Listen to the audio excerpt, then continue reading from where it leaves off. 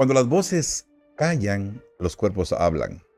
El informe forense del caso en Hogar Seguro reveló niñas bajo custodia estatal con fentanilo, con diazepam y otras sustancias en su sangre. Una de ellas incluso estaba esperando un bebé. El invitado de hoy tiene 8 años acompañando este caso y hoy nos contará historias de estas niñas y detalles reveladores de este caso. La carrera periodística de nuestro invitado de hoy se inicia en el 2001, a sus 21 años. Desde entonces ha ejercido como corresponsal en importantes medios de comunicación como el Europa Press, El Mundo, Gara, y ha publicado reportajes muy importantes y crónicas en El País, Público, El Diario y en Nómada de Guatemala, entre otros medios en los que ha trabajado. Además, nuestro invitado de hoy se declara ciclista y damos fe de que es un verdadero ciclista. Radicó en Guatemala desde el 2015 al 2024, ahora ha vuelto a su natal España, y se ha especializado en temas de derechos humanos, se ha especializado en justicia social y cobertura de situaciones de violencia estructural. Ha documentado migraciones, ha ido de hecho con las caravanas paso a paso, viviendo, hasta le han robado su equipo en algunas ocasiones y ha sufrido vejámenes a la par de los migrantes. Ha llevado casos emblemáticos como el del Hogar Seguro Virgen de la Asunción y ha establecido vínculos humanos, vínculos de corazón, vínculos de pasión con las familias y con las personas afectadas, con las víctimas. Hoy en Monterroso Podcast, Asier Vera. Asier, para quienes no conocen, fondo, inicialmente bienvenido. Gracias, un placerazo estar aquí. Muchas gracias. Para quienes no conocen a fondo el caso, contanos un poquito el origen, el contexto del Hogar Seguro del Virgen de la Asunción, el origen y el contexto de lo que se vivía en ese momento. Bueno, todo inició el 7 de marzo del 2017, cuando un grupo de 56 niñas decide abandonar las instalaciones del Hogar Seguro Virgen de la Asunción. Es un hogar de protección y abrigo gestionado por la Secretaría de Bienestar Social de la Presidencia, ubicado en San José Pinula. Las niñas denuncian que en ese lugar sufrían malos tratos, violaciones, abusos sexuales, comida en mal estado, hacinamiento y todo tipo de maltratos. Entonces, como el día siguiente es el 8 de marzo, que es el Día Internacional de la Mujer, deciden, con motivo de ese día, eludir, salirse del hogar de protección y abrigo porque no les daban lo que les tenían que dar en ese lugar, que es cariño, amor, protección, etc. Son niñas de contextos muy complicados de Guatemala, cuyos derechos habían sido vulnerados por diferentes motivos en sus familias. Y un juez de niñez y adolescencia había resuelto su protección y abrigo en ese lugar, en ese hogar de protección donde supuestamente les tenían que proteger. Lejos de protegerlas, sufrían todo tipo de vejámenes, incluso se ha reportado una niña asesinada en ese lugar, ha habido personal de ese hogar que ha sido condenado por violación, etcétera, ¿no? Aparte de denuncias periodísticas de casos de trata con fines de explotación sexual, que de momento pues la Fiscalía no ha avanzado en ese caso, pero que sí que las niñas lo habían denunciado. El 7 de marzo de 2017 deciden irse, se escapan del lugar y el director del Hogar Seguro por aquel entonces, Santos Torres, decide llamar a la Policía Nacional Civil, que llega al lugar y las recapturan.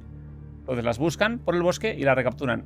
Niñas y niños, porque las niñas habían decidido también invitar a los niños a salirse, y son 43 niños los que les acompañan en esa huida del hogar. Cuando llega la policía las recaptura, incluso algunas las esposa, las apunta con la pistola, cosa que no deberían, como si fuesen delincuentes, cosa que no deberían haber hecho jamás, y las tienen en el portón del Hogar Seguro durante 9 horas. Durante esas 9 horas pasa absolutamente de todo. Pequeños detalles. Los monitores y monitoras del Hogar Seguro, de manera negligente, resuelven que no quieren acoger de nuevo a esas niñas en el hogar de protección y abrigo. Es decir, eluden su responsabilidad. De tal forma que las autoridades que llegan ahí, que son de la Secretaría de Bienestar Social, de la PGN y de la PDH, incluso suscriben un acta en la que eluden la responsabilidad de la Secretaría de Bienestar Social en la gestión de esas niñas y se la ofrecen a la Policía Nacional Civil. Incluso hay un acta en el que se ofrece esa... ¿Y eso se puede hacer? O sea, ¿hay legalidad para hacer ese traslado de responsabilidad? Absolutamente ilegal, tanto los que deciden darles esa responsabilidad a la Policía Nacional Civil como los que asumen la responsabilidad de gestionar en ese momento el hogar de protección y abrigo, que incluso llegaron a entrar agentes de la policía ilegalmente al hogar de protección. La sociedad guatemalteca ha recibido tantos impactos noticiosos que la desinformación campea. Algunos dicen que eran pandilleras, algunos dicen que eran delincuentes, algunas dicen que eran problemáticas. ¿Esto es cierto o no? Es absolutamente falso. Las niñas y adolescentes en ese lugar están en protección y abrigo. Protección y Protección y abrigo. Es decir, en ningún momento estaban en conflicto con la ley penal, ninguno había cometido ningún delito y ningún juez de niñez y adolescencia en conflicto con la ley penal había resuelto internarla en ese lugar, porque para eso hay otros centros como Gaviotas y Gorriones. Claro, y es que eso es muy importante. Si las niñas hubieran tenido algún conflicto con la ley penal, la ubicación física donde hubieran tenido es al otro lado de la ciudad, al otro lado completo de donde ellas estaban, en Gorriones, que es el lugar donde se tienen a estas pequeñas que tienen conflicto con la ley penal, menores de 18 años. Se ha estigmatizado hasta el final, ¿no? Retomando un poco la historia, después de 9 horas en la intemperie, de condiciones infrahumanas fuera del hogar seguro, sufriendo maltratos por parte de los agentes de la Policía Nacional, donde hay videos que se ve perfectamente cómo las agreden, cómo las golpean, cómo las obligan a tirarse al suelo, las autoridades de manera negligente buscan un aula con menos de 1 metro cuadrado para cada una de ellas. Creo que era 6,70 por 7 metros cuadrados. Era un aula de pedagogía con capacidad para 11 personas en un dormitorio. Encerraron a 56 niñas en ese lugar. Entre ellas, una de las niñas que durante la huida se había caído del techo del lugar de protección, se había hecho una luxación de pelvis, la habían llevado al San Juan de Dios, un doctor había resuelto que tenía que estar en observación y en reposo, y lejos de estar en observación y reposo, la encierran junto a las otras 55 niñas en un aula en condiciones infrahumanas. La gota que colma el vaso es que a esas niñas, que aparte les dan solamente 22 colchonetas para que puedan dormir, siendo 56, las encierran bajo llave y les impiden ir al baño. Una de ellas, todas quieren ir al baño, dejan que una de ellas vaya al baño y no había agua en los sanitarios. Entonces la devuelven al aula y la Policía Nacional Civil, que estaba custodiando ilegalmente el aula, les impiden ir al baño. Eso que desencadena una crisis dentro de las adolescentes, de las niñas. Recordemos que muchas de ellas pues, venían de contextos muy complicados. Algunas incluso se reportaron 4, tenían problemas psiquiátricos. Es decir, había una mezcla de perfiles tremendo ahí dentro. Una de ellas, con el objetivo de llamar la atención y lograr que las liberasen, enciende una de las colchonetas con un fósforo que tenía dentro de su cuerpo, a pesar del registro previo que les habían hecho los agentes de la Policía Nacional Civil para que no llevaran ningún tipo de objeto. Bueno, pues esa niña coló un fósforo, incendió, no con el objetivo de morirse, no con el objetivo de matar al resto de compañeras, sino con el objetivo de que las liberasen para poder hacer sus necesidades fisiológicas, que tuvieron que hacerlas dentro del aula. Y la policía estaba fuera custodiando ilegalmente el aula. La subinspectora de la Policía Nacional Civil, Lucinda Marroquín, de manera negligente, tardó 9 minutos en abrirles la puerta para que saliesen del infierno.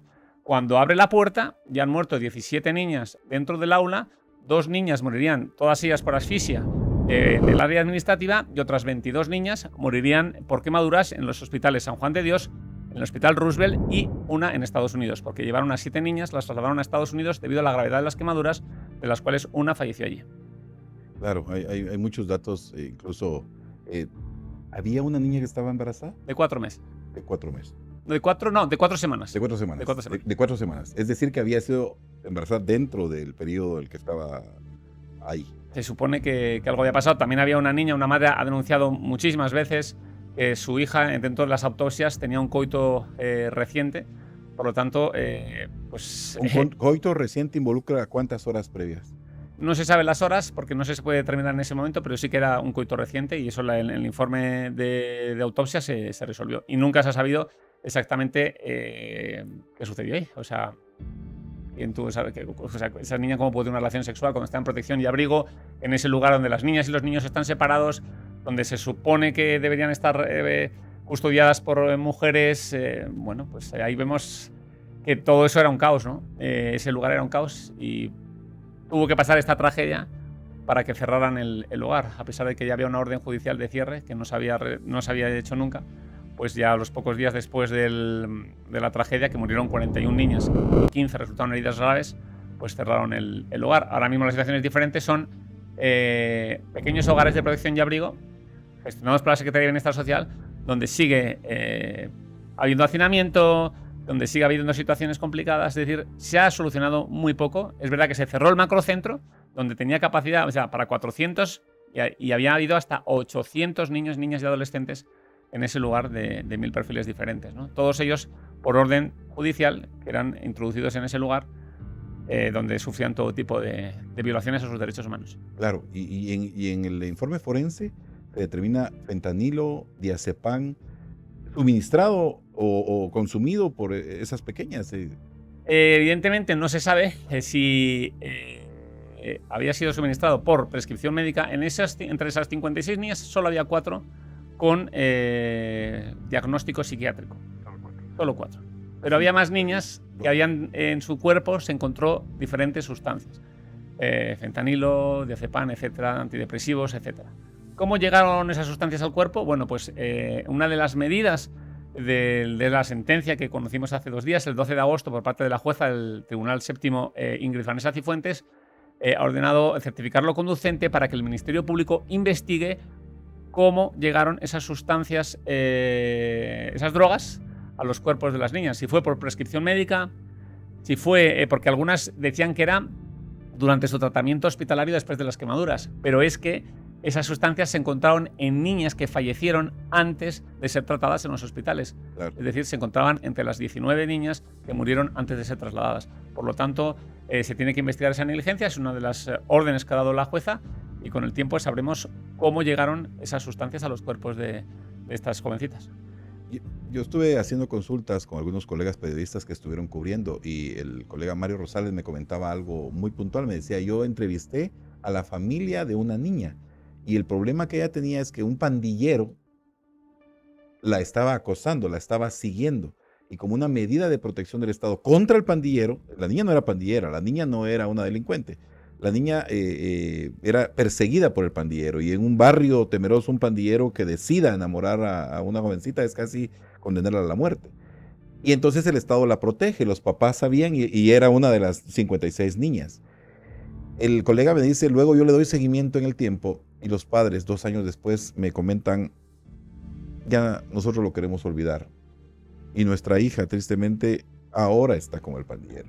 Es decir, el temor social hacia estas situaciones hace que se vivan casos dramáticos. Imaginemos a ustedes que están del otro lado de la cámara, que de repente una pandilla, un grupo organizado de mareros quiera a una de sus hijas y la busque, la persiga y los persiga a ustedes y los atemorice y les obligue a entregar a las niñas. Es que no es sencillo, pero esa es una realidad que se da en Guatemala, en muchas zonas. Sí, estas niñas pues venían de contextos muy complicados, de barrios muy complicados, donde hay presencia de pandillas, y evidentemente pues una de las primeras víctimas de las pandillas suelen ser estas niñas y adolescentes, ¿no? Que muchas veces son obligadas a convertirse en novias de determinadas personas bajo la fuerza, ¿no? Cuando se niegan, pues ahí empiezan los problemas, o incluso aceptando también empiezan sus problemas porque las obligan a hacer determinadas cosas que ellas no quieren, ¿no?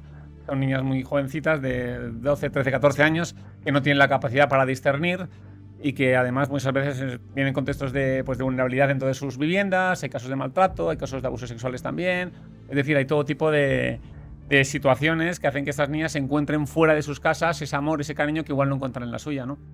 Claro, claro. Vos que viviste de cerca, ¿cómo describirías el dolor? Porque además hubo mucha valentía, porque existe un estigma social sobre las familias, sobre las madres, y se les acusa a las madres, ¿no? Porque les dicen, no, pero es que las madres desobligadas dejaron a... Y las madres ahora están pidiendo ¿qué? Es curioso, se habla de las madres pero no de los padres. Sí. Es un tema muy curioso también ese machismo. Y hay, bueno, no solo hay clasismo, porque todas pertenecen a clases sociales muy bajas, y no había nadie que viviera en zona 14, no había nadie que viviera en zona 10, no hay nadie que viviera en Carretera El Salvador. Eran de barrios y colonias que todos y todas conocemos, donde viven personas de muy bajos recursos. Por lo tanto, ya el clasismo viene de ahí.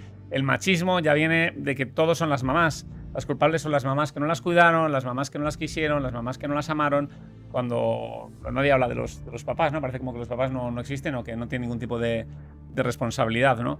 Entonces, creo que también hay que incidir en eso. Se ha estigmatizado a las familias, se las ha acusado incluso de que han muerto por su culpa. Recordemos que esas niñas estaban por orden judicial en un centro de protección y abrigo de la Secretaría de Bienestar Social, cuya obligación legal era protegerlas. y las devolvieron muertas a 41 y 15 con heridas gravísimas, incluso con amputaciones, cuando era la obligación. Si hubiesen muerto en la casa de los papás o mamás, la responsabilidad hubiese sido de los papás o mamás, pero no, murieron en un hogar de protección y abrigo del gobierno de Guatemala. Por lo tanto, las únicas personas responsables y ya demostradas culpables de la muerte de las 41 niñas y de las heridas graves a otras 15 son, de momento, 6 personas, eran 7, pero recordemos que la jueza pues absolvió de todos los delitos al ex jefe de la Procuraduría de la Niñez y Adolescencia de la Procuraduría General de la Nación, Harold Flores, que quedó libre de todo tipo de delitos porque para la jueza había dudas sobre su competencia en el hogar de protección. ¿Por qué? Porque ese hogar de protección está gestionado por la Secretaría de Bienestar Social y no por la PGN. Y solo la PGN, según la jueza, hubiese tenido algún tipo de negligencia o responsabilidad en caso de que se hubieran activado alertas Alba Kenneth y no se hubiera actuado como se debiera. Como nunca se activaron alertas Alba Kenneth, que era lo que tenían que haber hecho cuando las niñas se escaparon del hogar, no, solamente llamaron a la policía, la recapturaron y entonces dice, según la jueza, que Harold Flores, pues más o menos dijo que fue allí a pasear. Textual dijo pasear, ¿no?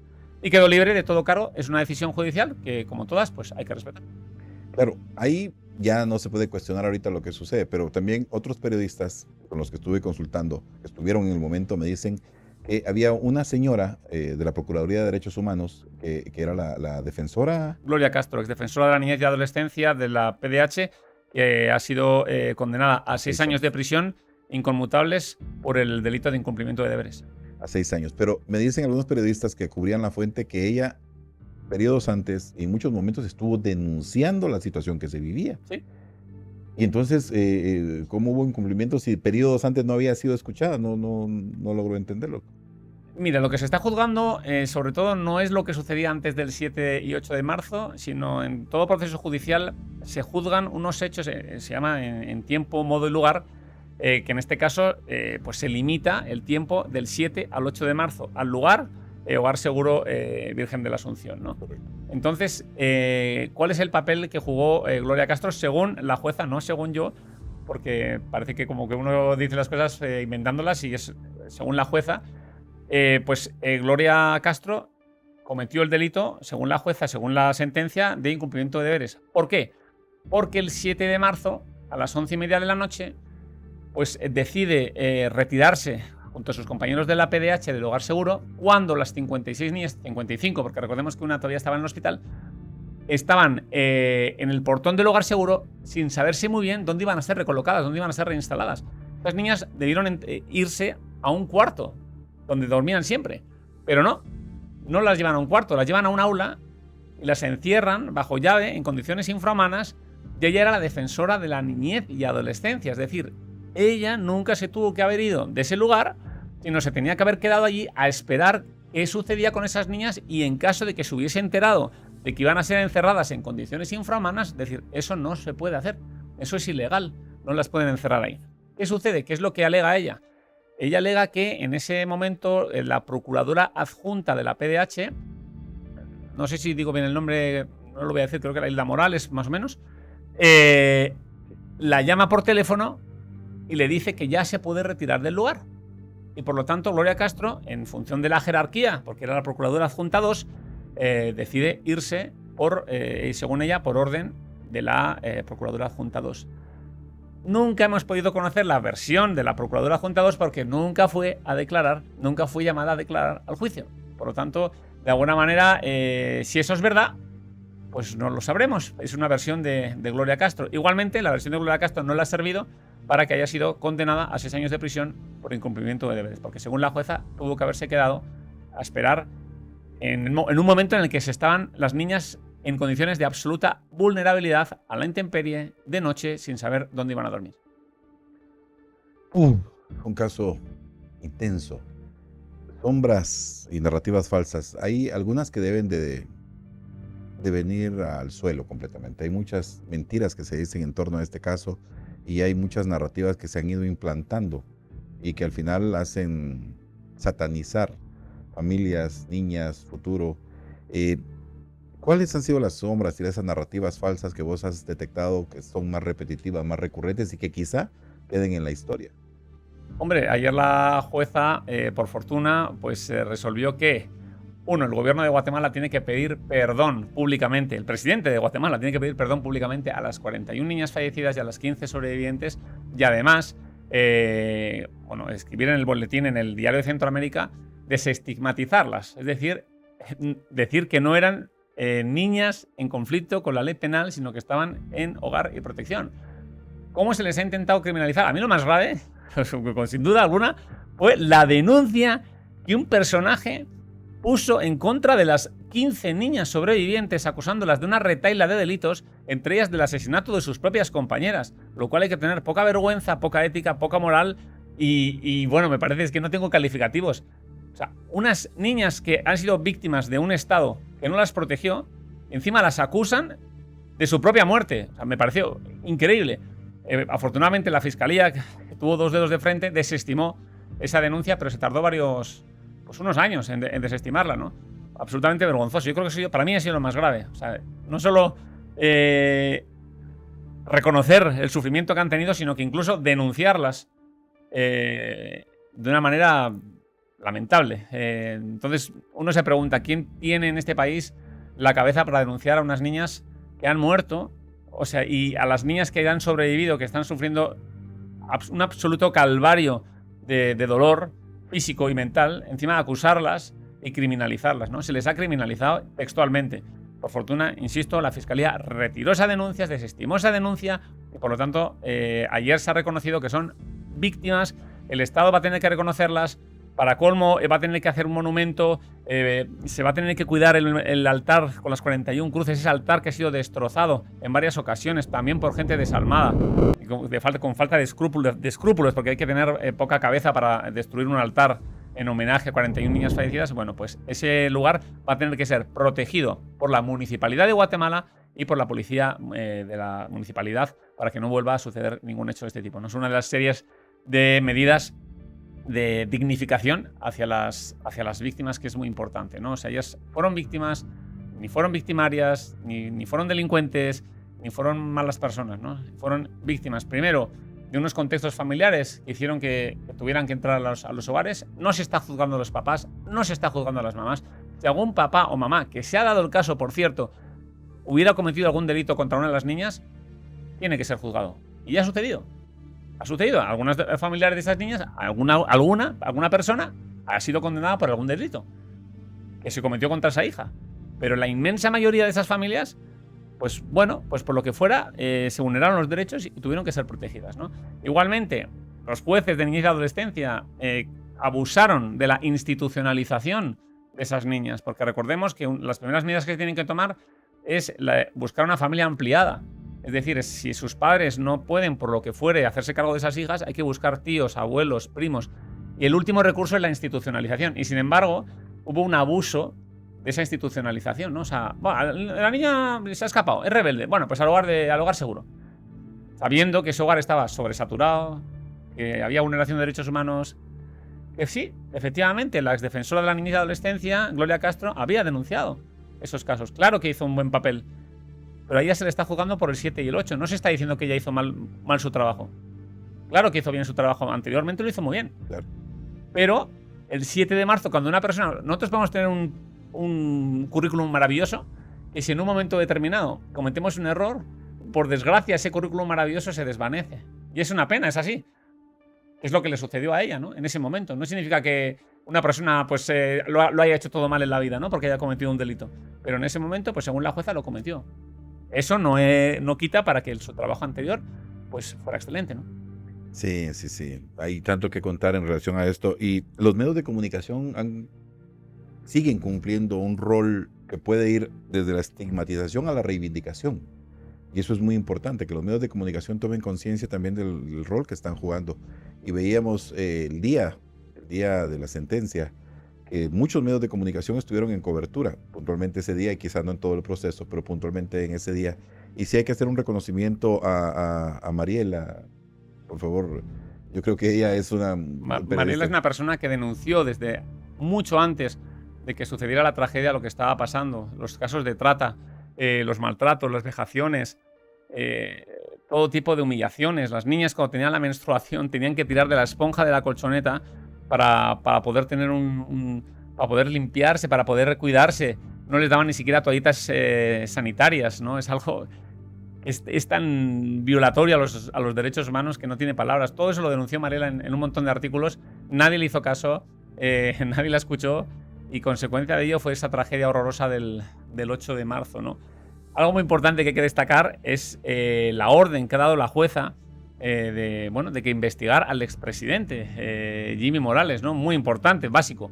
El papel que jugó ese 7 de marzo, ¿no? Ese 7 de marzo aparece por allá, en el Hogar Seguro, un señor que también se le va a investigar, que es Carlos Abel Beltetón, asesor presidencial de Jimmy Morales. ¿Qué hacía este señor allá?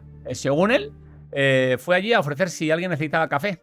Así textual, lo dijo en su declaración testimonial, a ver si alguien necesitaba café. Bueno, pues ese señor que fue allí a ver si alguien necesitaba café, agarró su teléfono, y cuando el jefe de la comisaría 13, Wilson Petronilo López Maldonado, dijo que ya habían reconcentrado a las niñas en el portón y que ellos ya se tenían que ir, porque ya la competencia de lo que se hacía con las niñas era de la Secretaría de Bienestar Social.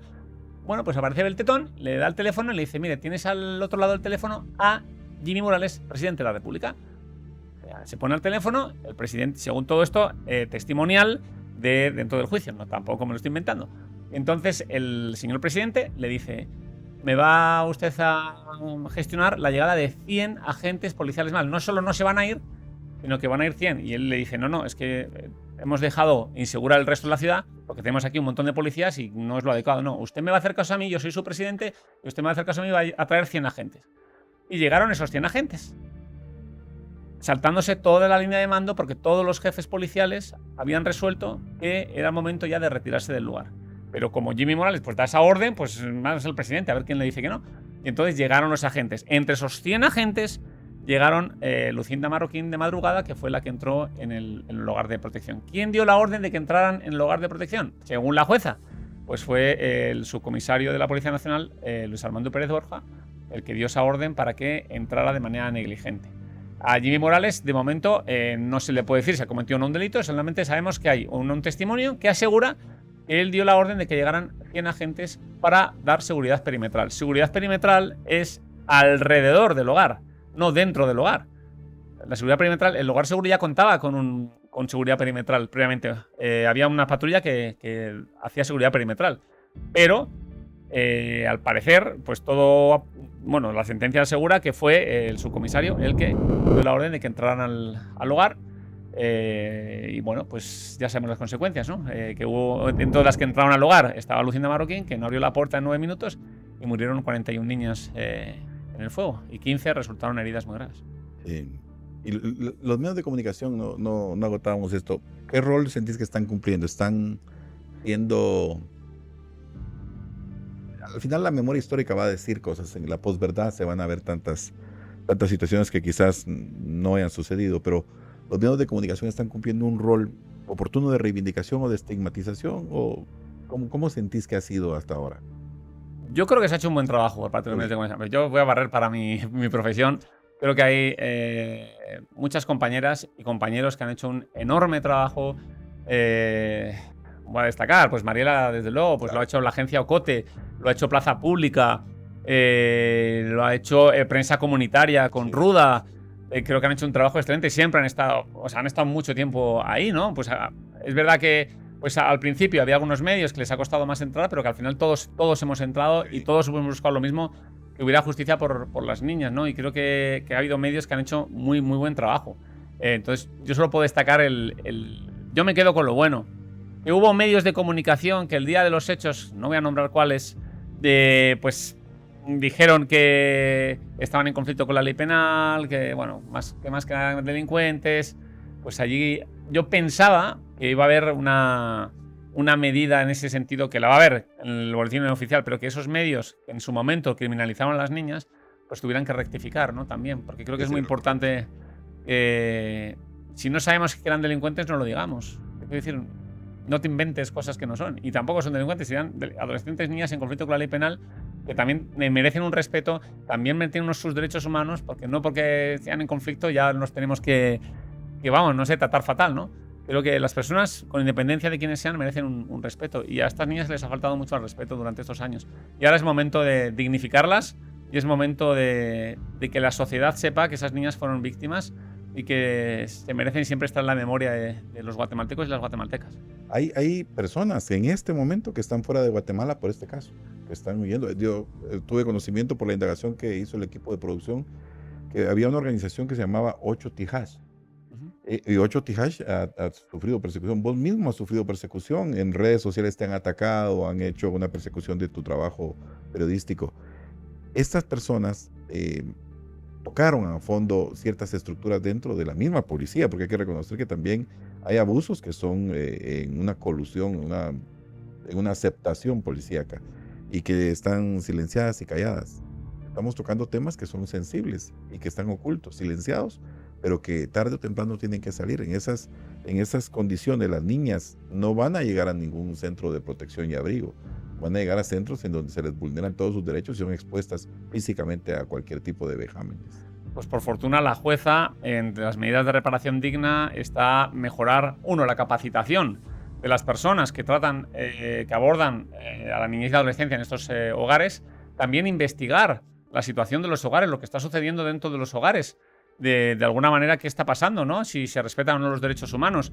Otra de las medidas que en la sentencia del 12 de agosto es investigar si las niñas sufrieron algún tipo de maltrato antes del 7 de marzo, ¿no? Creo que, o sea, más allá de las condenas, que, bueno, pues a las familias les ha parecido algunas pues, bajas, ¿no? Recordemos que han sido condenadas 6 personas a entre 6 y 25 años de prisión. Yo creo que lo importante es la verdad histórica, ¿no? Una sentencia establece una verdad histórica y eso ya es incuestionable, ¿no? Más allá de las condenas. Y aparte, todas las medidas reparadoras, tanto para las víctimas como no solo que haga referencia a ellas, sino al sistema, que no funciona. El sistema de protección integral a la niñez y la adolescencia no funciona en Guatemala. Entonces, la jueza ha determinado una serie de medidas que si se aplicaran, que si se implementaran, ahora depende también de los gobiernos, son órdenes judiciales, Claro. pues mejoraría mucho, ¿no? Y la muerte de estas niñas, pues habrían sentado un precedente histórico. Es decir, odio la expresión hubieran servido para algo, porque una muerte no sirve nunca para nada, pero sí que sirven como base para cambios estructurales y habrán ayudado a muchos niños, niñas y adolescentes a mejorar su vida, que siempre va a haber niños y niñas que tienen que estar protegidos, ¿no? Entonces, ya que tienen que estar protegidos, que tengan o sea, garantizados sus derechos humanos básicos. Las 41 niñas que fallecieron, las 15 que resultaron heridas graves y muchos niños y niñas que han pasado por esos lugares no han tenido los derechos fundamentales básicos garantizados. Quedan marcados de por vida. Es que quien ha pasado por un centro de protección, queda marcado para todo el resto de sus días.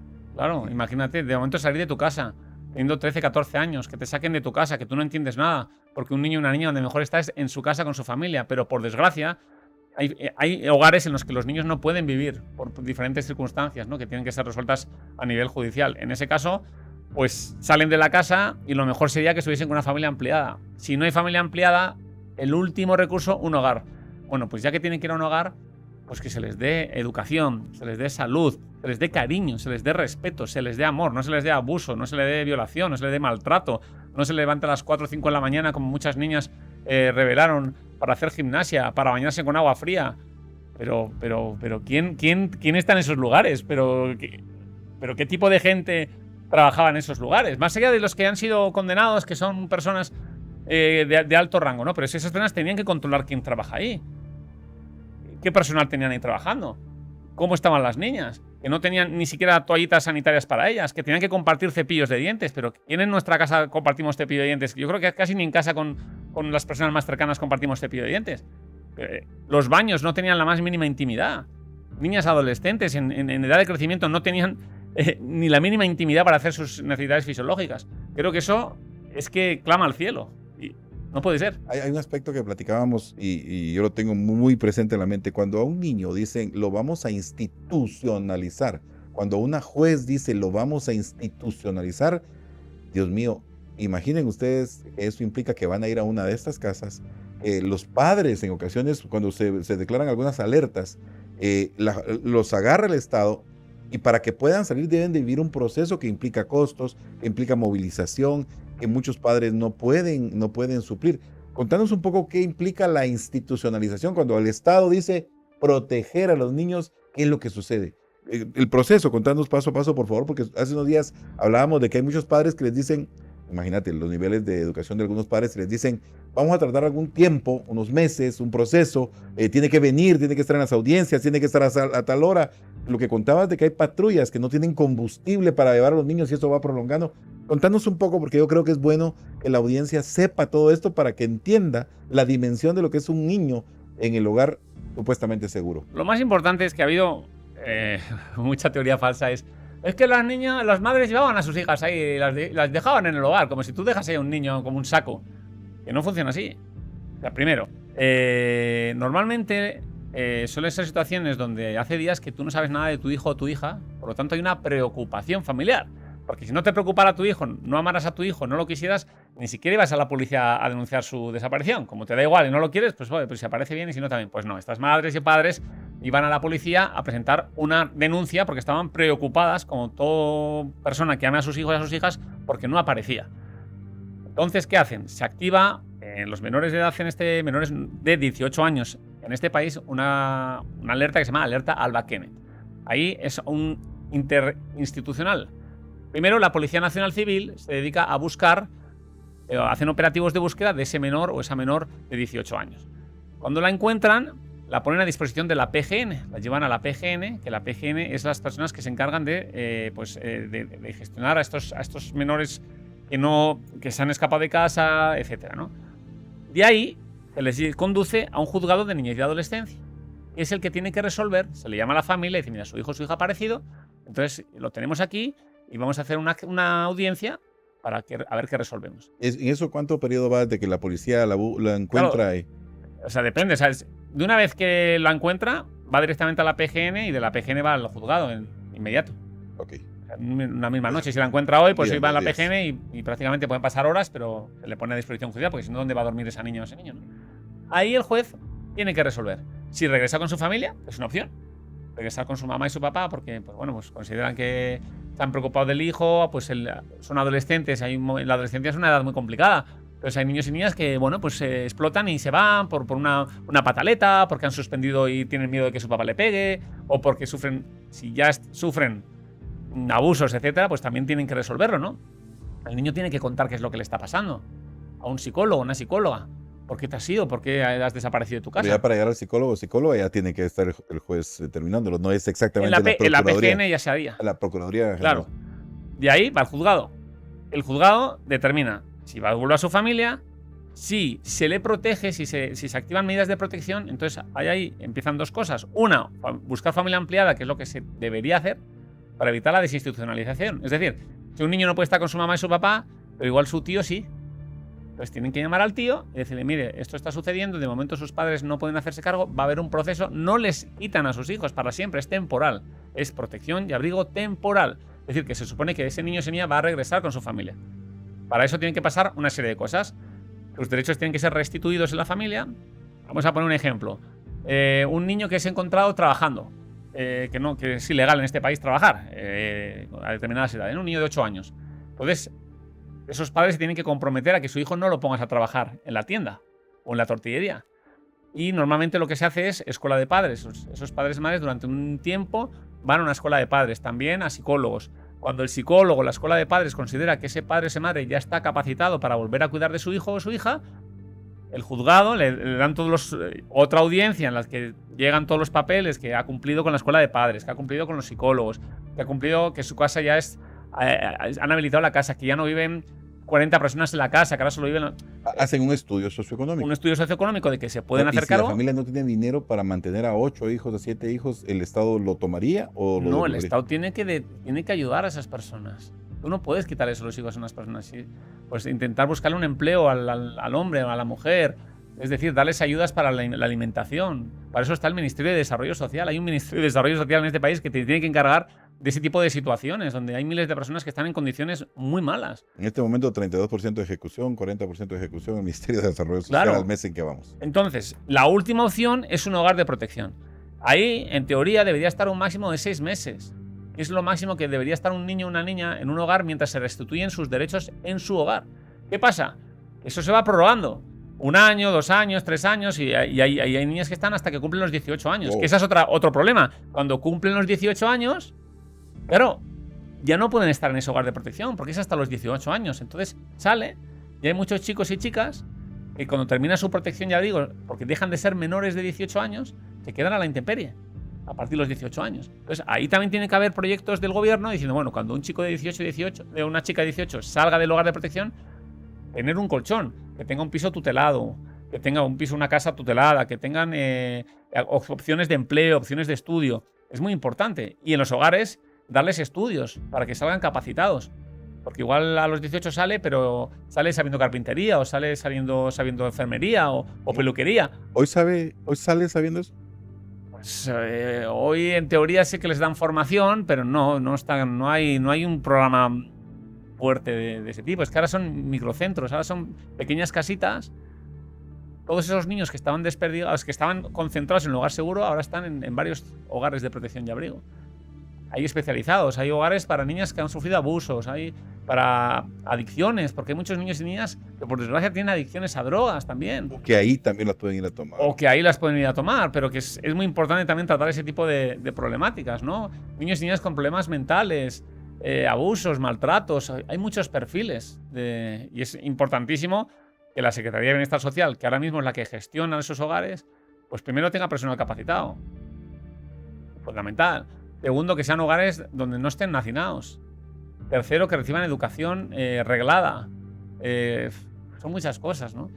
¿Hay capacidad? Sí. ¿Hay voluntad? Pues de momento se ha demostrado que no. Se ha demostrado que no. Entonces, esto es un tirón de orejas de la jueza al sistema. Hagan su trabajo. Es simple. Hagan su trabajo. Háganlo bien. Y ya que tenemos, por desgracia, niños y niñas que tienen que ser protegidos, pues que estén en las mejores condiciones, ¿no? Y que salgan con una educación, con unos valores. No que salgan odiando al sistema, odiando a sus padres porque muchos de esos niños culpan a sus padres, claro, porque no los han cuidado. Encima odias al sistema porque no te ha tratado bien. Pues ¿cómo sale en sociedad? Hay un momento en el que se debería dar la reinserción social. Es el momento en el que regresa el niño a la comunidad. Y en muchos casos la comunidad, al saber que viene de un centro de adolescente en conflicto con la ley penal, también tiene su estigma sobre ese niño que llega y en ocasiones lo expulsa del mismo núcleo. Pero y llegando de un hogar de protección, ya no solo conflicto con la ley penal, llegando de un hogar de protección. O sea, en este país han intentado poner hogares de protección y abrigo en barrios y los vecinos se han negado. Se rechazan, claro. Porque se creen que llegan delincuentes sí. Cuando son niños y niñas que son súper vulnerables, que necesitan protección. Y no hay ni un delincuente. Bueno, pues no los quieren. Entonces, aquí ha habido un discurso que algunos se ha creído de que los niños y niñas que están en protección y abrigo pues son, no sé, lo peor de lo peor. Cuando son la parte de la sociedad más vulnerable. Por lo tanto, todos, no solo las instituciones, no solo el Estado, sino nosotros como sociedad, tenemos que acoger también a esos niños y niñas. Tenemos que darles cariño también, tenemos que cuidarlos, porque es nuestro futuro, es nuestra sociedad. Si los marginamos, si los excluimos, si los tratamos mal, pues bueno, pues luego vamos a tener consecuencias también en nuestra sociedad, ¿no? Entonces es muy importante que también como sociedad hagamos los deberes, no solo las instituciones, ¿no? Parece que todos lo relegamos a que sean ellas las que lo hagan todo bien. Nosotros también tenemos un papel importante en nuestros barrios. Que no quieren asumir. Los comunitarios, las áreas, los vecinos no quieren asumir dentro de sus cuadras, dentro de su zona, un centro de resguardo, de protección o de abrigo. Sí, ha pasado y se han manifestado y bueno, no sé, es algo... Por eso ahora mismo cuando hacen este tipo de centros, secretismo absoluto. O sea, nadie se puede enterar que van a abrirte un hogar de protección, como son casitas, ahora son pequeñas casas. Ya nadie quiere informar de que eso va a estar ahí. Lo que pasa es que las imágenes que se tienen en la mente colectiva es pequeños, niños trepados en las láminas, tirando piedras a los vecinos, tirando piedras a los carros, por lo que las imágenes de televisión también han proyectado. Claro, pero lo que hay que ver es si en esos hogares esos niños y niñas reciben cariño, amor, respeto, tratamiento psicológico, educativo, salud, que sabemos que están en situaciones complicadas, que sabemos que están fuera de sus casas. ¿Tú crees que se pondrían a tirar piedras, se pondrían en la ventana, agrederían a las monitoras? Si son gente especializada que sabe cómo tratar a determinados perfiles de estas personas, pues igual hay un niño o una niña que igual es súper, bueno, pues te cuesta más. Pero es que para eso estudian. Son personas capacidad. Tú estudias para tratar este tipo de perfiles. Entonces no puede ser que se te revelen todos, que todo se rompa. ¿Qué ha pasado ahí? Algo ha fallado. Porque no puede ser que todos de repente sean malos, malísimos. Algo ha fallado, y ha fallado en la atención integral a ese tipo de perfiles de niños y niñas adolescentes que requieren de una atención mucho más fuerte que cualquier otro niño, ¿no? Y reflejo de que se está haciendo mal es cuando los ves ahí asomados, tirando piedras, rebeldes, tal. No es normal, entonces algo ha fallado ahí. Y luego empiezas a preguntar y dices, no, mira, el personal, empiezas a preguntar al personal, no, mira, es que en una habitación que tenía que haber de 5, pues había 15. Y mira, aquí debería haber 30 monitores, pero es que hay 5 monitores. Claro. No, y además los niños dicen que, bueno, que uno de los monitores las agredía, las pegaba. Pues claro, ¿qué esperas? Que la reacción de los niños y las niñas sea amable. Esperamos que el día que encerraron a las niñas en condiciones infrahumanas, oye, todas se comporten maravillosamente. No te dejan ir al baño, pero tú quieres que se comporten maravillosamente, que ninguna haga nada malo, que todas estén bien. Pues no esperemos eso, porque en un momento de crisis, de no saber cuándo iban a salir, nunca les dijeron cuándo iban a salir. Tuvieron que hacer sus necesidades en un aula allí donde les habían dado el desayuno. ¿Qué reacción esperan? Mira, hubo un médico muy interesante en el juicio que dijo, es que es lo mejor que hemos escuchado, ¿no? Dijo un perito, ¿de quién esperamos las decisiones acertadas, maduras? ¿De unos funcionarios del Estado o de unas niñas en protección y abrigo que están madurando cuando el cerebro termina de madurar a los 25 años? Las esperamos de los funcionarios del Estado, ¿no? De personas adultas, estudiadas. Si no encontramos esa reacción madura en personas funcionarias del Estado que deciden encerrarlas, que deciden... ¿Qué esperamos de unas niñas encerradas bajo llave, con mezcla de perfiles, con 0 referencias de familiares a su alrededor, donde es mera supervivencia? Claro. Pues menos decisiones maduras. Ni siquiera que se sienten a meditar, porque decías que el espacio era para 11 personas y habían 56. Claro, un No se dormitorio podían para ni 11. siquiera sentar. No, y dormían 3 en una colchoneta. Y la ropa mojada, porque el día anterior se habían escapado y habían cruzado un río de aguas negras y la ropa estaba mojada y olía mal. Y un montón de circunstancias. Algunas no tenían zapatos. Y parece como que si fuesen animales. Como si... Es que de verdad, es que ni habiendo animales, hay un incendio y les dejamos ahí. Pues cualquier persona las abre. Entonces no...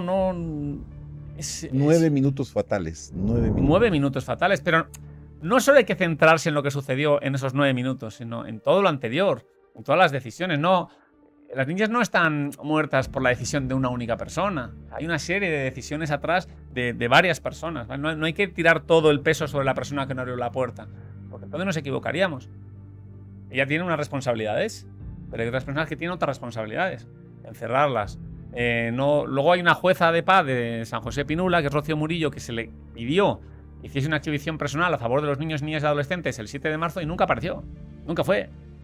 Ese también es un papel clave. Recordar que hay un segundo juicio. Bueno, todavía podría haber un segundo juicio porque estamos en época de etapa intermedia que será el 16 y el 17 de octubre, donde hay audiencia de etapa intermedia contra la jueza de paz de San José Pinula, Rocío Murillo, contra el secretario del juzgado de paz, Romeo Rolando Miranda, contra la supervisora del área Mi Hogar, Ofelia María Pérez Campos, y contra la monitora de Gorriones, Ofelia María López. Gorriones. Sí, porque ese día se llamó refuerzos de monitoras para que fueran al hogar, porque había habido un conflicto y habían perdido un poco el control, y se hizo un llamamiento desde la Secretaría de Bienestar Social para que llegaran monitores de los centros de reclusión de adolescentes en conflicto con la ley penal.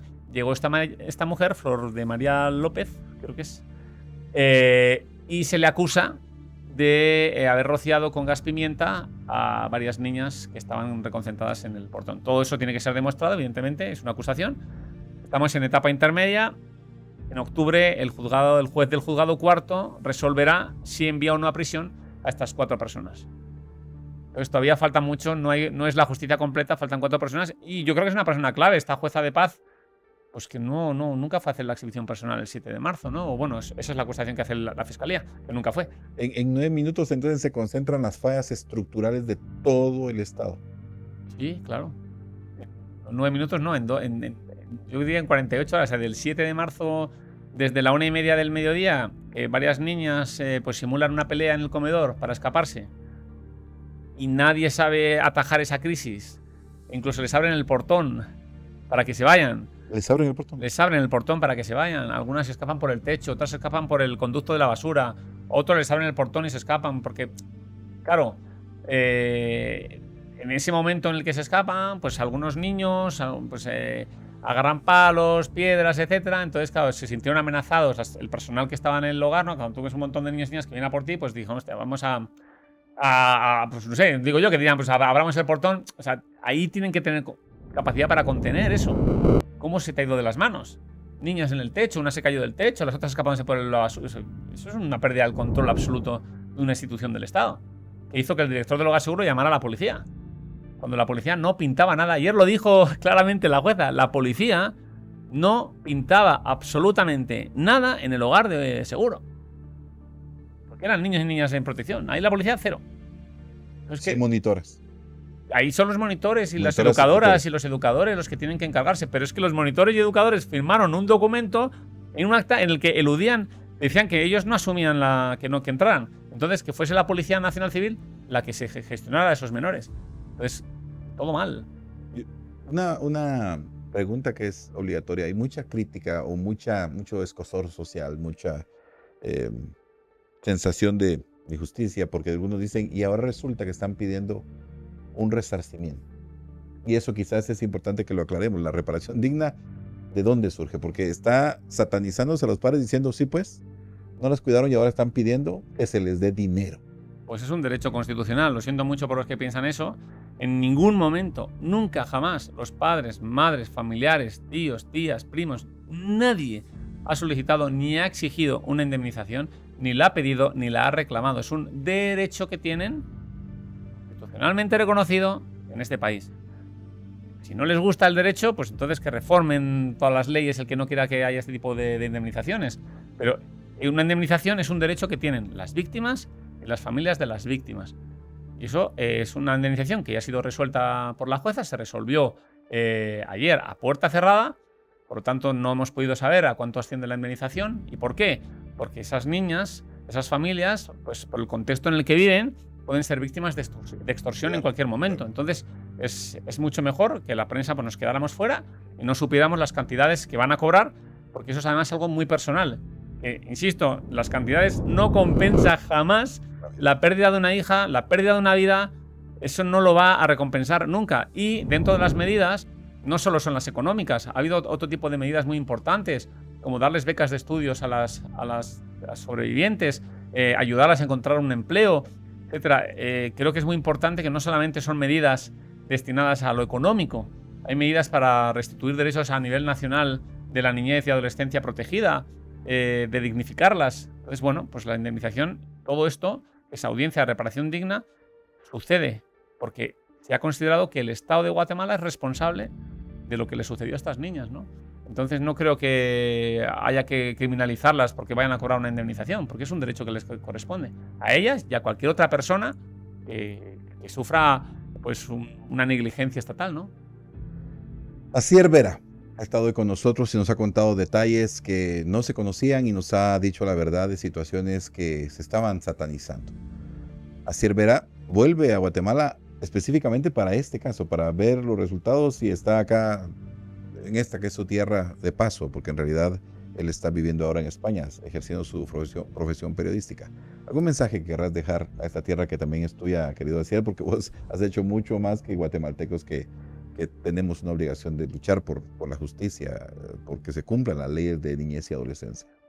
Bueno, yo creo que a veces la gente no es consciente del país que tiene. Guatemala es un país que ha hecho justicia, igual tarde, ¿vale? Porque hemos tardado 8 años y 5 meses, pero se ha hecho justicia y eso es muy importante. Ha habido un proceso judicial donde las personas han tenido sus derechos garantizados, ¿no? Tanto las personas acusadas como las personas, las víctimas, ¿no? Y eso es muy importante, también valorar el Estado de Derecho que hay en Guatemala. Hay un Estado de Derecho, a veces parece que no existe, que todo es un caos, que nada funciona. Bueno, pues en este país se ha juzgado a funcionarios del Estado, exfuncionarios del Estado, por la muerte de unas niñas, ¿no? Entonces, bueno, no ha habido impunidad. Es decir, la justicia les gustará más o menos, les gustará a unos más, a otros menos, pero el hecho de que haya habido justicia dice mucho de Guatemala. Creo que también hay que estar orgullosos de un país que ha dado justicia, ¿no? Eso es muy, muy importante. Y no sé, a veces como que no se valora. Y un mensaje a Guatemala, bueno, pues siempre muy agradecido de estar en este maravilloso país, que pues me ha acogido siempre con mucho cariño, que siempre lo llevo en el corazón. Gracias. Y para mí es un placer siempre estar aquí.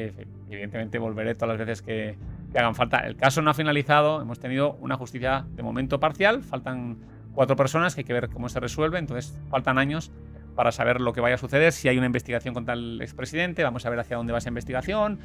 Faltan muchas cosas en este caso y otras cosas muy interesantes que pasan en Guatemala, y bueno, pues a nivel periodístico tratamos de contarlo y a veces es imposible no involucrarse, ¿no? Como has comentado antes, no generar vínculos de, bueno, pues de amistad muchas veces, ¿no?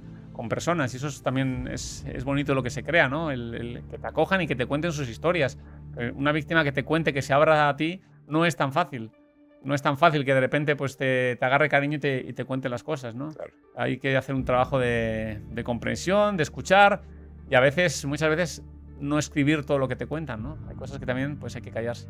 Sí, pues bien, gracias por tu trabajo, gracias por tu entrega. También un reconocimiento a la periodista Mariela Castañón, que probablemente vea este podcast y que sepa que es apreciado lo que está haciendo, porque se apasiona tanto, se entrega tanto, que pues está transformando las realidades con cada nota y con cada ocasión en la que describe realidades tristes y denuncia situaciones que no deberían estar sucediendo. Mariela Castañón, también para usted un agradecimiento, y para vos muchas gracias. Esto fue Monterroso Podcast para ustedes.